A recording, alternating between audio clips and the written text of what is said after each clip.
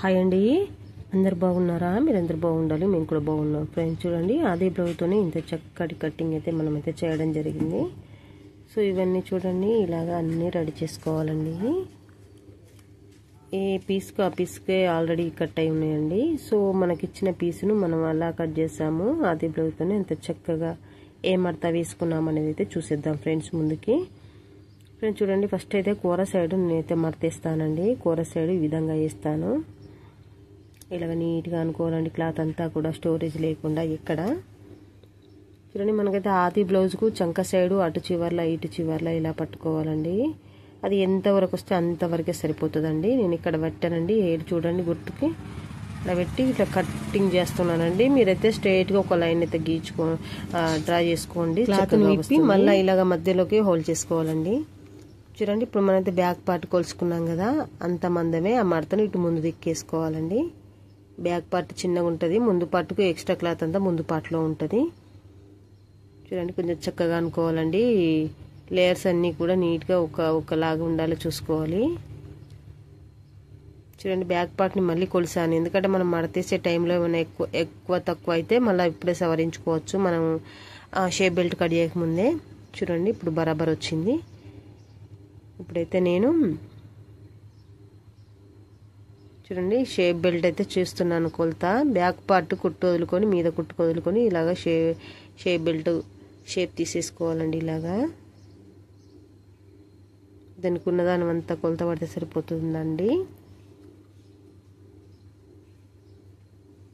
చూడండి, ఇలాగా బ్యాక్ పార్ట్కి ఎందుకు కట్ చేస్తున్నానంటే మనం సైడ్ జాయింట్లు వేసినప్పుడు ఎక్స్ట్రా పెరిగి వచ్చినా కూడా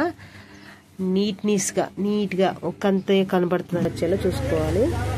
చూడండి, కర్వ్ అనేది కూడా ఈ విధంగా తిప్పేస్తున్నాను. జాయింట్ కూడా విడదీస్తున్నాను. చూడండి ఎలా వచ్చింది కట్టింగ్. ఇంత చక్కగా కట్టింగ్ వచ్చినాక ఇంకా మనకు ఫిట్టింగ్ కూడా చాలా బాగా వస్తుందండి. చూడండి, ఇలాగా రెడీ చేసుకోవాలి. మనైతే హ్యాండ్స్ కట్ చేద్దాం. హ్యాండ్స్లోనైతే క్లాత్ అయితే ఏమాత్రం మిగిలేంత లేదండి. మనము సాదా బ్లౌజే కాబట్టి మనకు ముందు పార్ట్ కట్ చేసినప్పుడు వెళ్ళింది కదా, ముందు పార్ట్లో షేప్ బెల్ట్ తీసినప్పుడు వెళ్ళింది కదా, ఆ క్లాత్కే వేరే మన దగ్గర ఉన్న ఎక్స్ట్రా క్లాత్లను చూసి వాటికి ఎదురేసి స్టిఫ్గా ఉండడానికి ఒక క్లాత్ వేసి అవి షేప్ బెల్ట్ అయితే రెడీ చేసి పెట్టుకోవాలి. చూడండి, హ్యాండ్స్ మందమే ఉందండి క్లాత్. ఇలాగ షేప్ తీసుకోవాలండి, హ్యాండ్స్ షేప్ తిప్పేసుకోవాలి.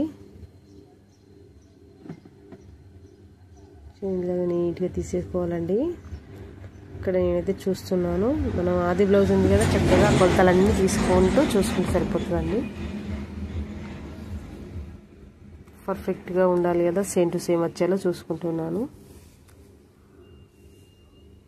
ఇలా ఎక్స్ట్రా ఉన్న క్లాత్ అయితే తీసేస్తున్నాను.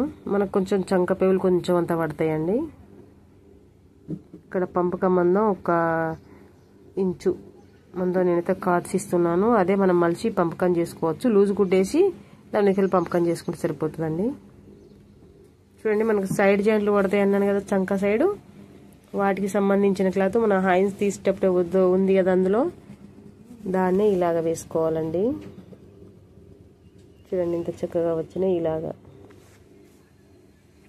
ఇలాగ నీట్గా కట్ చేసుకొని కుడితే ఇంకా చక్కని ఫిట్టింగ్ వస్తుందంటే ఇంకా డౌట్ అనేది లేదు. మన కస్టమర్ అయితే ఎటువంటి ఆబ్జెక్షన్ కూడా చేయరండి.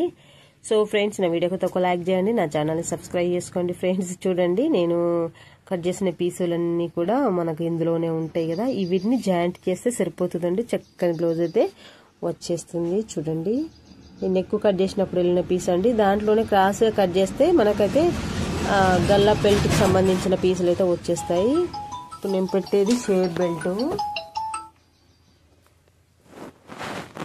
చూడండి, ఇవన్నీ కూడా నీట్గా ఇలాగా కొలత ప్రకారంగా వచ్చేసాయి కదండి.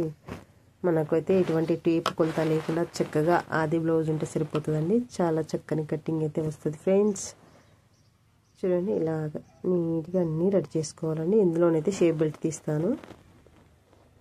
Okay friends, thank you.